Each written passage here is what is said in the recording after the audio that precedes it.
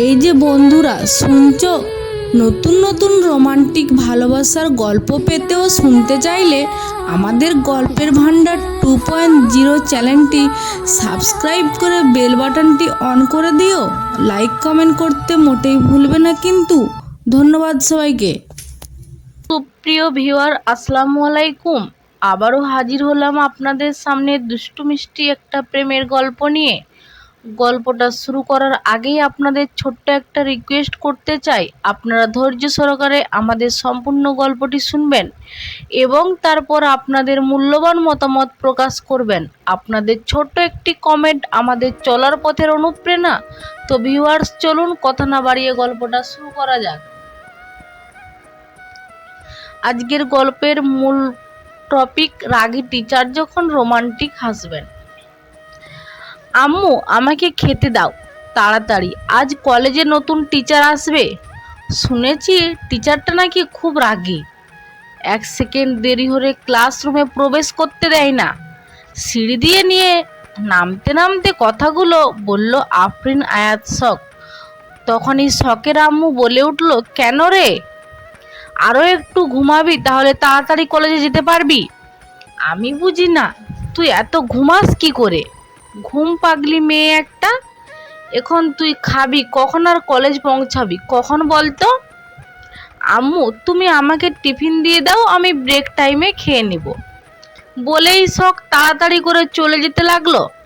শখের আম্মু বলল, দাঁড়া, দুবার তো খেয়ে যাবি নাকি? আজ তোর ফিয়াজ ভাইয়া নেই যে ওকে বলবো তোকে একটু দিয়ে আসতে। দেখি হাঁ করো তো। না আম্মু, আমার খাওয়ার সময় নেই, আসি বলেই দৌড় দিল শখ। শখের আম্মু যাই কি সে মেয়ের পিছনে পিছনে ছুটলো। দুইবার খাইয়ে দিয়ে তারপরেই মেয়েকে ছাড়লো। শখের আম্মু ভিতর আসতেই মুনতাহার রাগী চোখ নিয়ে মায়ের দিকে তাকিয়ে আছে। তখন মিসেস রহিমা বেগম বললেন, কিরে এভাবে তাকিয়ে আছিস কেন, যা খেয়ে নে। তোকে তো কলেজে যেতে হবে নাকি, আজ তোর দেরি হয়ে যাচ্ছে না? বাহ বাহ আম্মু, ও মেয়েটার জন্য তোমার কি দরদ, আদর, ভালোবাসা। কই আমার জন্য তো এমন করো না। এসব তুই কি বলছিস, আমি তোকে ভালোবাসি না? তুই বল তোকে কোন দিকে কম রেখেছি? ভালোবাসার দিকে কম রেখেছো মা? তোমরা আমার থেকে ওই মেয়েকে বেশি ভালোবাসো, ও তো তোমাদের। মুনতাহা কি ওই মেয়ে কি মেয়ে করছিস? ও তো ছোট বোন হয়, ওর ওপরে সবসময় রাগ করে ওকে একটু ভালোবাসলে তো পারিস। ছোট বোন মাই ফুট, ও আমার কিসের ছোট বোন? আমি ওকে নিজের ছোট বোন হিসাবে মানি না। ও কোনোদিন আমার কাছ থেকে বড় বোনের ভালোবাসা পাবে না। ওর জন্য আমরা সব কিছু হারিয়ে ফেলেছি। ওই মেয়ে মরে না কেন, ও মরলে আমরা শান্তি সব কিছু কেড়ে নিয়েছে আমার থেকে। ঠিক তখনই মুনতাহার বাবা আহনাফ সাহেব এসে মুনতাহাকে থাপ্পড় বসিয়ে দিল। তোমাকে এই শিক্ষা দিয়েছি? মেয়েটা তোমাকে কি করেছে? কেন ওকে দেখতে পারো না তুমি? তোমাকে কত ভালোবাসে মেয়েটা, আর তুমি ওকে সবসময় অপমান করে দেখতে পারো না? বেশ করি ওর জন্য আমার সব কিছু হারিয়ে ফেলেছি। ও যদি ওর মুনতাহা, তুমি উত্তেজিত হয়ে না। মুনতাহা একদিন ঠিক বুঝবে, দেখো একদিন ঠিক আমাদের শখকে আপন করে নেবে। ওই মেয়েকে আপন করে নেওয়ার আগে আমি যেন মরে যাই। বলেই চলে গেল মুনতাহা। মেয়েটাকে মানুষ করতে পারলাম না গো মুনতাহার আম্মু, বলল আহনাফ সাহেব। তুমি চিন্তা করো না, দেখবে একদিন ঠিক আমাদের মুনতাহা আমাদের শখকে মেনে নিবে, বলল মিসেস রহিমা বেগম। আসুন এবার পরিচয় পর্বে আসা যাক। এতক্ষণ ধরে যারা কথা বলছিলেন তারা হলেন আমাদের গল্পের নায়িকা ও তার পরিবার। আফরিন আয়াত শখ আমাদের গল্পের নায়িকা, মধ্যবিত্ত পরিবার থেকে বিলং করছে শখ। মিসেস রহিমা বেগম শখের মিস্টার আহনাফ সাহেব, শখের বাবা মা। মুনতাহা শখের বড় বোন আর ফিরোজ শখের বড় ভাই।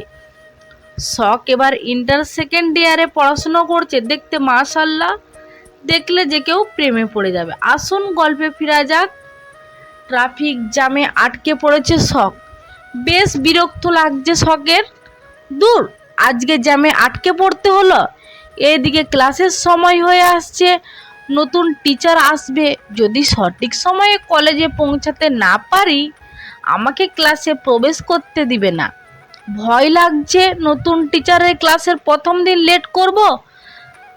তাহলে প্রায় আধ ঘন্টা ধরে জ্যামে আটকে আছে শখ। না, আর এভাবে বসে থাকা চলবে না। দেখি, আমাকে একটা ব্যবস্থা করতে হবে। বলেই শখ গাড়ি থেকে নেমে গাড়ির ভাড়া মিটিয়ে দিয়ে হাঁটা শুরু করলো। ক্লাসের আর 10 মিনিট বাকি আছে, ঠিক মতো হাঁটা ধরলে পৌঁছাতে পারবে। শখ কলেজের অনেকটা কাছেই চলে আসছে। সময় মাত্র 5 মিনিট। শখের এবার জুতো খুলে দৌড় দিল। হঠাৎ করে একটা গাড়ি শখের সামনে চলে আসে। তাল সামলাতে না পেরে নিচে পড়ে যায় শখ। পায়ে ব্যথা পেয়েছে, হাতে কিছু কিছু জায়গায় হালকা করে কেটে গেছে যার ফলে হালকা হালকা রক্ত দেখা যাচ্ছে। কোনো দিকে না তাকিয়ে শখ এক বস্তা বয়ান দিতে শুরু করলো। শখ, ওই কোনো উগান্ডার বাচ্চারে? গাড়ি দেখে শুনে চালাতে পারিস না? চোখ কি মাথায় নিয়ে হাঁটিস রে? তোর ঘরে মা বোন নেই? গাড়ি চালাস নাকি উড়োজাহাজ চালাস? সাধারণ মানুষের কথা তো ভাবিস না। বড়লোক বাপের বেটা, কিছু হলে খালি টাকা গরম দেখাবি। তারপরে সব কিছু মাপ। শখের সব উল্টোপাল্টা কথা শুনে গাড়ি থেকে বেরিয়ে আসলো আয়ান চৌধুরী। শখকে উদ্দেশ্য করে বলল, এই মেয়ে, তোমার সমস্যা কি? এভাবে উল্টোপাল্টা বকছো কেন তুমি? আর একটা বাজে কথা বললে আমার থেকে খারাপ কেউ হবে না। দেখি কি হয়েছে তোমার, কতটা ক্ষতি হয়েছে। আয়ান কিছু টাকা ছুঁড়ে শখের দিকে দিয়ে বলল, যা দিয়েছি আশা করি তোমার এতে হয়ে যাবে। যদি আরো লাগে তাহলে আমাকে বলবে। কেমন, আমি দিয়ে দিব। বলে একটি কার্ড বের করে শখের দিকে এগিয়ে দিল। এতক্ষণ হাঁ করে যুবকটির দিকে তাকিয়েছিল। এত সুন্দর মানুষ হয় নাকি?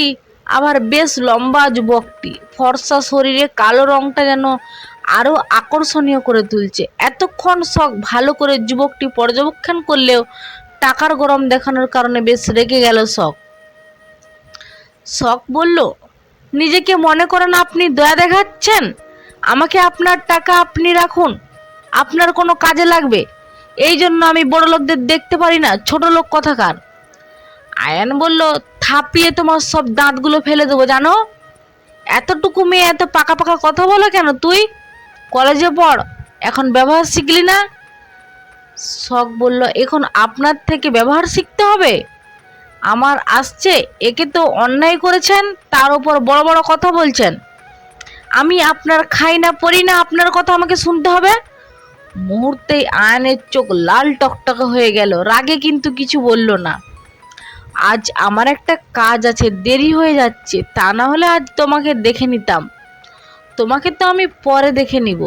বলেই গাড়ি নিয়ে হনহন করে চলে গেল আয়ান। শখ হাতের দিকে তাকিয়ে দেখে সময় মাত্র আর 2 মিনিট। এখন কি করে যাবে? সব হয়েছে এই বজ্জাত বেটার জন্য। এখন কি করবো? হায় আল্লাহ, গাড়ি না নিলে পৌঁছাতে পারবো না। শখ তাড়াতাড়ি করে একটা গাড়ি ডেকে নিয়ে বলল, একটু তাড়াতাড়ি চলুন মামা, আসুন এবার পরিচিত হয়। এই যে এতক্ষণ ধরে শখ যার সাথে ঝগড়া করছিল, সে আমাদের গল্পের নায়ক আয়ান চৌধুরী। দেখতে মাশাআল্লাহ, যাকে বলে ক্রাশ বয়। দেখতে বেশ লম্বা, গায়ের রং ফর্সা। আয়ান বাবা মায়ের একমাত্র ছেলে। বাবা বিজনেস করে। আয়ানের বাবার নাম করা বিজনেস ম্যানদের মধ্যে একজন। আয়ানের মা গৃহিণী। আয়ানের বড় 2 বোন আছে, একজনের বিয়ে হয়েছে। যদি সব বলে দিই তাহলে গল্পে কি লিখবো? আসুন মূল গল্পে ফেরা যাক। শখ গাড়ি থেকে নেমে দৌড়ে ক্লাসরুমের দিকে গেল। ক্লাস শুরু হয়ে গেছে। হায় আল্লাহ, আমাকে এখন রুমে প্রবেশ করতে দিব না গো। শখ বলল, মে আই?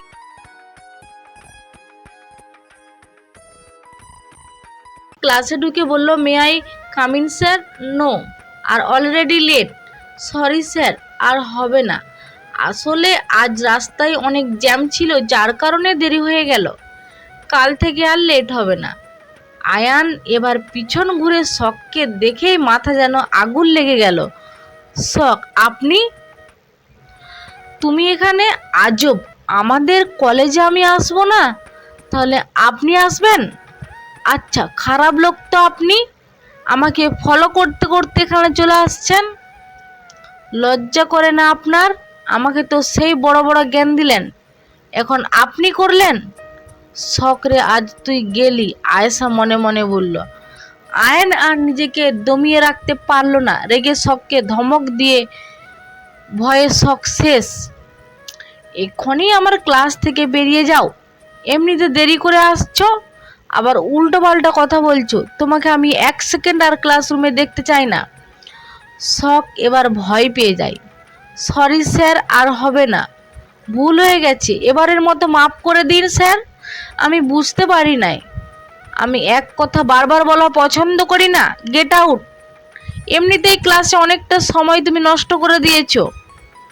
আয়ান রেগে অনেক কিছু, তার আর শখ কোনো কথা না বলে চুপচাপ ক্লাসের বাইরে হয়ে দাঁড়িয়ে আছে। আয়ান বলল, কি হলো, তুমি ওখানে দাঁড়িয়ে আছো কেন? তোমাকে না বললাম চলে যেতে? শখ বলল, আমি তো রুমে নেই স্যার, আমি বাইরে দাঁড়িয়ে থেকে তো আপনার ক্লাসটা দেখতে পারি। আয়ান বলল, দাঁড়িয়ে থাকো, কিন্তু দেখো আমার ক্লাসের সমস্যা হয় না হয় বলে দিলাম। বলেই আয়ান ক্লাস শুরু করা দিল। শালা বজ্জাত বেটা, একে তো আমাকে গাড়ি চাপা দিয়ে মেরেই ফেলতে লাগছিল, এখন আবার পুরো ক্লাসের সামনে অপমান করলো। শালা তোরে দেখা নিমু আমি, না হলে আমি নাম শখ না। পদার্থ বিজ্ঞান ক্লাস বাদে সব কয়টা ক্লাস করলো শখ। এখন ব্রেক টাইম। ক্যান্টিনে গোল হয়ে বসে আছে শখ, আয়েশা, স্নেহা, মেধা, আমান, সিয়াম, কাব্য। আয়েশা, বোন তোর সাহস কম না, তুই কি করে স্যারের সাথে ঝগড়া করলি? স্যার যে রাগি রে বোন, আমাদের প্রথম দিনই উল্টা ঝুলিয়ে দিয়েছে। আমি তোকে কতবার চোখ ইশারা করে বুঝিয়ে দিতে চাইলাম, কথা বলিস না, তুই আমার দিকে তাকালি না, উল্টে স্যারের সাথে সে কি ঝগড়া! বাপ রে বাপ, তুই কি স্যারকে আগে থেকে চিনতি নাকি রে? সবাই শখের দিকে তাকিয়ে আছে, শখ কোনো কথা বলছে, চুপচাপ খেয়ে যাচ্ছে। সবাই এমনভাবে শখের দিকে তাকিয়ে আছে, মনে হচ্ছে ও চিড়িয়াখানার কোনো প্রাণী। শখ বলল, তোরা আমার দিকে এভাবে তাকিয়ে আছিস কেন? আমাকে দেখে তোদের চিড়িয়াখানার প্রাণী মনে হচ্ছে? সিয়াম বলল, তোর এই কুত্তা বিলাই চেহারা নিয়ে এই সুন্দর চিড়িয়াখানার প্রাণীদের মাঝে বড্ড বেমানান লাগবে। হে রমণী, আর তুই কি না ওই সুন্দর সুন্দর প্রাণীদের সাথে তোর তুলনা করছিস? কথায় তুই আর কথায় ওরা। শখ শ্যামের চুল টেনে ধরল। নিজেকে আয়নায় দেখেছিস? তোমাকে আহটের খুচরার মতো লাগে? তোর থেকে আহটের খুচরো বেশি সুন্দর। কি তুই আমাকে ভূতের সাথে তুলনা করছিস? জানিস কত সুন্দর কত মেয়ে আমার পিছনে ঘুরে? হ্যাঁ, মেয়েদের রুচি এতটা খারাপ হয়েছে যে তোর মতো ছাগলের পিছনে ঘুরঘুর করবে? যাদের রুচি খারাপ তারাই তোর পিছনে ঘুরবে। কি বললি আমি ছাগল? তুই ছাগল, তোর বর ছাগল, তোর পুরো শ্বশুর বাড়ির লোক ছাগল। তুই যার কপালে আছিস বেচারার কপাল পুড়ছে। আমি খুব চিন্তা হয় জানিস তোর বরের জন্য। চিন্তা করতে মরতেও তো পারিস শালা, অনেক দিন হলো 40 খাই না, তুই মরলে অনেক দিনের ইচ্ছা পূরণ হতো আর কি। শখ, তুই এভাবে বলতে পারলি? কাব্য, কে রবি সেটা বড় বিষয় নয়, বড় বিষয় হচ্ছে খেতে পেলেই হলো।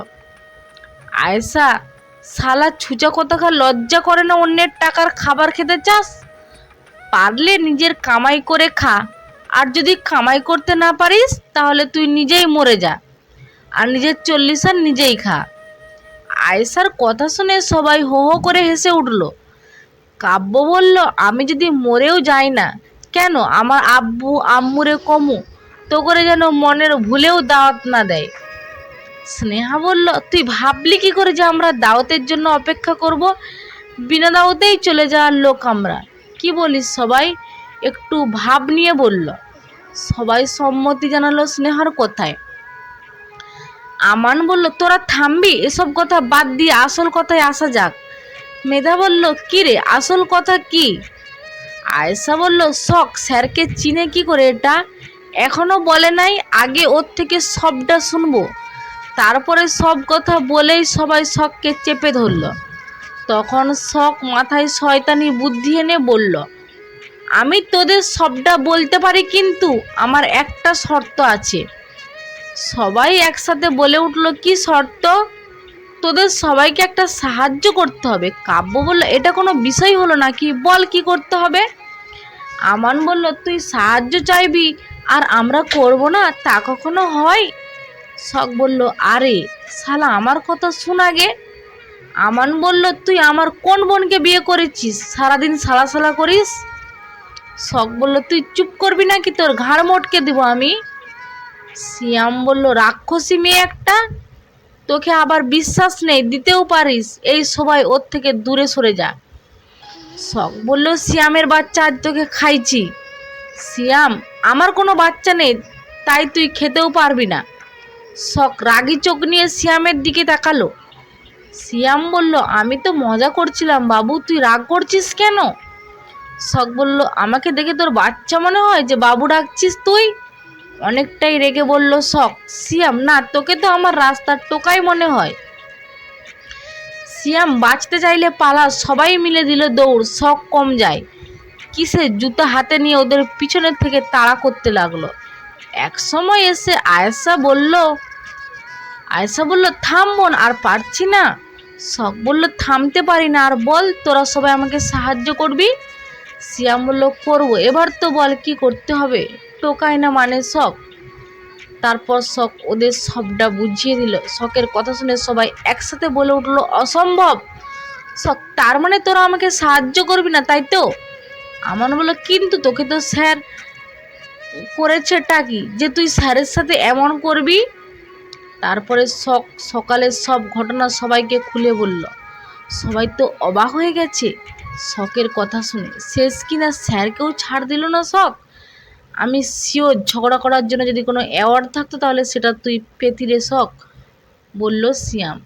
শখ, থাপ্পড় দিয়ে তোর একটা কিডনি লক করে দেবো, এখন চল কাজে লেগে পড়ি। আয়েশা বলল, যদি ধরা পড়ে যায় আমার সেই ভয় লাগছে রে। শখ, বাদ দে বোন, এমনি আমার আর ভালো লাগছে না। শখ, তার মানে তোরা আমাকে সাহায্য করবি না, তাই তো? ওকে যা, তোদের সাথে আজ থেকে ব্রেকআপ, তোরা কেউ আমার সাথে কথা বলবি না। আমি শখ একাই থাকতে পারি বলেই শখ চলে যেতে লাগলো। আমান বলে, তুই রাগ করছিস কেন? আমরা কি বলেছি তোকে সাহায্য করব না? কিন্তু ভয় লাগছে, আজ স্যারের ক্লাস করে যা বুঝলাম, স্যার অনেক রাগী। যদি জানতে পারে আমাদেরকে কলেজ থেকে রাশ টিকিট করে দিবে। শখ, তোরা শুধু শুধু ভয় পাচ্ছিস, কিচ্ছু হবে না। আমি শখ থাকতে তোদের কোনো সমস্যা হতে দিব না। সিয়াম বলল, যা করার কাল করবি, আজ আর কিছু করতে যাস না, পাকনামির ফল পেয়ে যাবি। সিয়ামের কথায় শখ বাদে সবই সম্মতি জানালো। শখের আর কি করার উদ্দেশ্য ছাড়া জানালো একা কিছু করতে পারবে না। সবাই যে যার মতো বাসায় চলে গেল। পরের দিন সকালবেলা শখ আজ অনেক আগে বাড়ি থেকে বের হয়েছে, কারণ তাড়াতাড়ি কলেজে গিয়ে ক্লাসরুমে প্রবেশ করতে পারে, না হলে বেডা খাটাস আবার দেরি হলে রুমে ঢুকতে দেয় না। ক্লাসরুমে প্রবেশ করে দেখে 10 মিনিট আগে ক্লাসরুম প্রবেশ করছে শখ। যাক বাবা, আজ আগে আসতে পারছি, শালা হনুমান, আজ দেখবো কেমনে আমাকে রুম থেকে বের করিস। কিরে, দাঁড়িয়ে দাঁড়িয়ে কি বিড়বিড় করছিস? তুমি বললে আয়েশা। শখ গিয়ে আয়েশার পাশে বসতে বসতে বলল, আরে খচ্চর বেটার আগে আজ ক্লাসরুমে আসছি, আজ দেখবো শালা খ্যাডাস বেটা আমারে কেমন করে বের করে, শালা জীবন তেজপাতা বানিয়ে দিমু। আমার তো চিনে না, আমিও শখ, দেখাই দিমু। আয়েশা বলল, বলছি একটাবার ভাব বোন। শখ, কি ভাববো রে? তোর ইচ্ছে হলে আমাকে সাহায্য করিস, তা না কথা বলিস না, চুপ থাক। আয়েশা, আচ্ছা রেগে যাচ্ছিস কেন? ওই দেখ স্যার আসছে। শখ তাকিয়ে দেখলো সত্যি ক্লাসের সব মেয়েরা হাঁ করে আয়নের দিকে তাকিয়ে আছে। পারে তো আয়নকে চোখ দিয়ে গিলে ফেলবে। কয়েকজনের মধ্যে ঝগড়া লেগে গেছে, এক একজন এক এক রকম কথা বলছে। শোন, ওটা তোদের দুলাভাই হয়, একদম নজর দিবি না কেমন? তো লজ্জা করে না ভাইয়ের মতো স্যারকে স্বামী বানানোর স্বপ্ন দেখতে? স্যার শুধু আমার। তোরা ওই আয়েশার বসে থাক, তোদের থেকে সব থেকে আমি এগিয়ে যাব। আমার বাবার অনেক টাকা আছে, বাড়ি আছে, গাড়ি আছে, আমি দেখতেও অনেক সুন্দর, তাছাড়া আমি খুব ভালো ছাত্রী, আর টিচাররা সবসময় ভালো ছাত্রীদের পছন্দ করে, তাই স্যারের বউ আমি হব। বললেই হলো নাকি রে, বাড়ি গাড়ি টাকা থাকলেই হয় না? তোর থেকে ভালো ছাত্রী আমি, তাই তোরা স্যারের আশা ছেড়ে দে, স্যার শুধু আমার। সময় হলেই দেখা যাবে স্যার কার, স্যার তো আমারই হবে, তোরা দেখে নিস। এদের ঝগড়া থেকে শখে বিরক্ত লাগছে। কি এমন আছে এই হনুমানটার ভিতরে যে সবাই এত পাগল হয়েছে? এসব কথা ভাবছিল শখ, কখন যে আয়ন এই শখের সামনে দাঁড়িয়েছে সেদিকে শখের খেয়াল নেই। আয়ন বলল, এটা পড়াশোনা করার জায়গা, চিন্তা ভাবনা করার জায়গা না। যদি চিন্তা করতেই হয় বাইরে গিয়ে করো। শখ আয়নের দিকে না তাকিয়েই বলল, এটা পড়ানোর জায়গা, জ্ঞান দেওয়ার জায়গা না। আপনাকে এখানে পড়ানোর জন্য রাখা হয়েছে, জ্ঞান দেওয়ার জন্য না, তাই জ্ঞান না দিয়ে চুপচাপ পড়ান। সবাই অবাক হয়ে শখের দিকে তাকিয়ে আছে। শখ এবার নিজের খেয়াল বুঝতে পারলো কত বড় বেয়াদবি করছে। সামনে তাকাতে দেখলো আয়ান রক্তচক্ষু নিয়ে শখের দিকে তাকিয়ে আছে।